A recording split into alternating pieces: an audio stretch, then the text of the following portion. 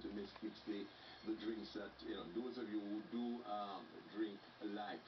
She grew up in a number of inner city communities and again demonstrates that with will, with a passion, and with confidence, one can achieve her goals. We thank you very much for your company. Patrice, great to have you.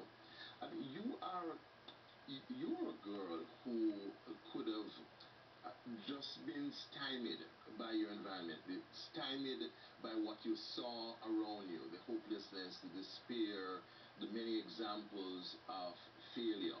You decided not to be limited by your environment, by the circumstances of your birth. You're the child of a teenage mother.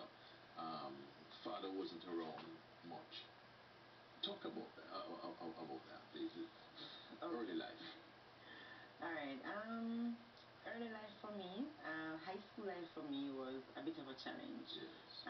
That was Murgrove, right? That's Murgrove. Yes. I moved around a lot. What communities you lived in? I used to live in, let's start with Spanish Town, because between Spanish Town and Kingston. That's where you're born? I'm from Spanish Town. Spanish Town? I was born in Spanish Town. Which parts of Spanish Town? I used to live in Comarte. I used to live at Tospen. I used to live in Rivoli. I used to live, at one point, I used to live in one of the inner city out Old Harbour, don't remember. Then come to Kingston, I used to live Bay Farm Road, Kencourt, Vineyard Town, Sherlock Crescent, and most memorable living experience, the Seaview Gardens. Yes. That's when I had to, that's when I learned the technique of, when you hear shots outside, tub, bathtub. You had those experiences? Yes, those experiences. You hear shots outside, you want to ensure you're alive, make sure that you take it to the bathtub. Again in Spanish Town, I used to live Manchester Lane, so I lived in quite a few. Yes, but then, I'm from poverty. Childhood, I didn't experience the childhood that, my fellow classmates were experiencing at Murgrove, or as I say to my daughter, because my daughter, she I don't think she appreciates the value of money, because she's living the childhood. Yeah, she's living the childhood that I. Yeah, you would have wanted. Which I was living. My friends will even say to me that, Patrice, you're living your childhood through your daughter, and this is why you do the things. Yeah, the things that you do. You give her all the things that she wants. Exactly. So it wasn't luxurious for me, but in order to get out, I always believed. What primary school you attended? I went to Horizon Park All Age, right up to grade 5. Did you pass the? No, I passed when I was going to Tarrant. So when I came to Kingston, remember I'm from Spanish Town. Yes. So when my mom left Spanish Town and come to Kingston, that was when she and my dad broke up. So she came to Kingston now. I went to Tarrant Primary. Tarrant Primary. So Tarrant Primary, I would see, and I always tell people, it was a good primary school, and that's a primary school that changed my life. Because that's a primary school that, when I did common entrance, I went to Murgrove. You passed. I didn't choose to Murgrove, I chose St. Jago and St. Catherine. Remember, I'm a Spanish Town girl. Yes. I didn't even realize that I passed my common entrance until in the evening. Because you don't see a name on the St. Catherine or St. Jago. You're like, okay, I guess that's where I'm going, to Tarrant Comprehensive. Because when you go to Tarrant Primary, you don't pass common entrance. You're like, okay, you're going straight over to the comprehensive school. So it was in the evening. That was when someone said to me that, hold on, Pat, isn't this your name here? From Murgrove. It was a culture shock for me again. Going to Murgrove, because first day of orientation, I remember blurting out to my mother, so hold on, where are the boys? Because, the environment I'm coming from, you're coming from a co-ed school. Yes.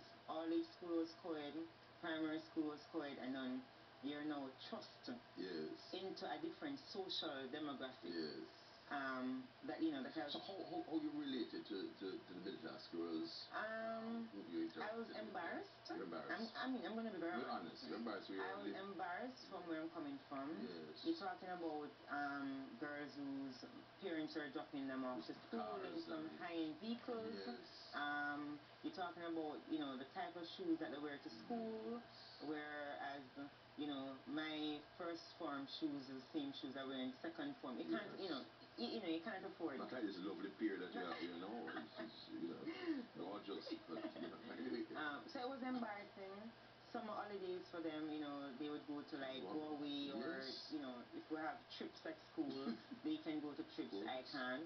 So it was really embarrassing. You, to the point where you don't even want friends to come over. So you don't want friends to spend the weekend with you, or you don't want friends to come and chill at your house for the day.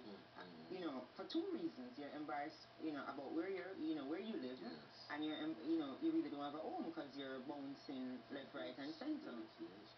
As you mentioned the bouncing thing, Patrice, there were times when you really had to kind of squat with some people. Lived with my mom. Lived with my mom. Lived with my dad. Tried, you know, the whole living arrangement with my dad. My dad, I mean, he's a wonderful father. He tried. Dedication. But, you know, he didn't have dedication. So your education will limit you for what it is that you can provide for your kids. But he really tried, you know, he really tried with us. Lived with him, couldn't stay with him because stepmom and I weren't getting, we weren't seeing eye to eye. You know, tried living with families that weren't, you know, that wasn't working out. Lived with school friends. Lived with school friends. I had a classmate, her mom literally took me in for one entire year. That was the year from fourth form going into fifth form, a part of fifth form. So lived with her for a year. And then after high school, I ended up back with my mom. You told me of an experience.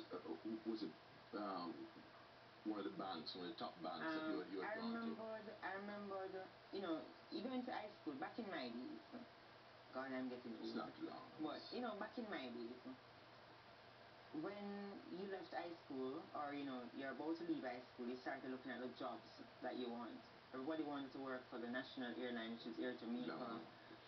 You know, or going to the banks as bank tellers. You know, those were the social jobs. Pretty girls like you know, yes. Not pretty girl, but you know, the jobs that, you know, outside of being the regular lawyer, doctor, you know, stuff like that. And I remember, you know, wanted to be a bank teller. And I applied at BNS, did the interview, etc. at the bank. I don't know if I was not successful for not being not successful, you know, for not meeting the criteria that they were looking for, or if it had to do with the address that was on my resume. And the reason why I said that is I remember when I was leaving the interview room, the interviewer, which was a manager then, looked at me and said to me, I like your spirit, so I'm going to give you a bit of advice. Going forward, when you're applying for jobs, do not use your CV Gardens address. Use an address that, you know, will represent where it is that you're going. And I was a bit, you know, taken back what you said, by what you said. My ears crushed because instantly I'm like, okay, clearly I'm not getting a job. Let's take the break at this point. Patrice Wilson-Mchugh is telling her experience, telling about her journey, having lived in a number of inner city communities, but now running her own successful group of companies. The country's first master mixologist. We'll tell you more about her when we come back from our first break.